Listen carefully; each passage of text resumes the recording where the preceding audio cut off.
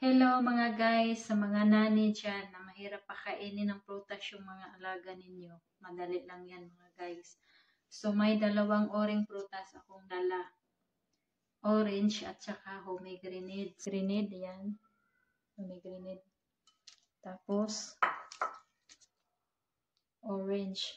Siyempre, pag maghanda tayo ng pagkain sa bata, kailangan may gloves tayo. Kasi yung mga bata, masisilan pa yung mga katawan nila. So, kailangan nakasuot tayo ng gloves. So, ito na yung prepare ko na disenyo. Marami pong design, pero ito po yung napili kong disenyo kasi mabilis lang gawin. So, maraming disenyo na ipapakita ako sa inyo.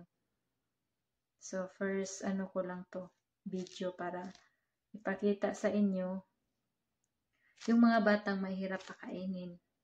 Ito ang gawin ninyo.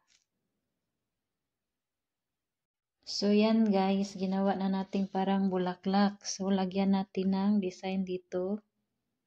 Ayan. Konting-konti lang. Kasi bata naman ang kakain. So, mga guys, ito na pala yung nagawa ko guys. Yan guys.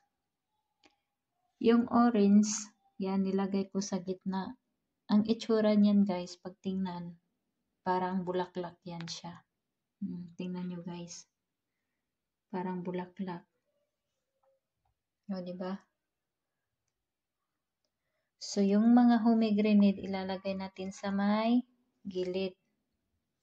Para, syempre, maengganyo yung mga alaga nating kumain. Ito para ito sa mga nani guys. At saka sa mga nanay, napakainin nila yung mga anak nila ng prutas. Ayan.